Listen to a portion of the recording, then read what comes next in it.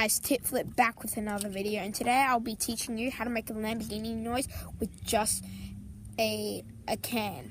So yeah, I hope you guys enjoy this video, and I'm sorry if my hair's messy. I just got back from school, and I'm also sorry about not uploading for a while because, you know, I've got a lot of schoolwork and homework. Yeah, I really hate homework. Comment down below if you just really hate homework. So what you're going to need to do is you're going to need any type of can, small one, big one, has to be squeezed in the center if it's a small one, yep. And then if it's a big one, like a bigger can, you squeeze it at the top.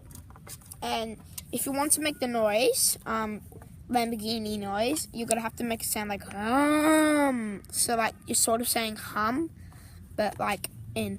And you have to do it really loud as well, because otherwise it won't work. It'll just sound like this.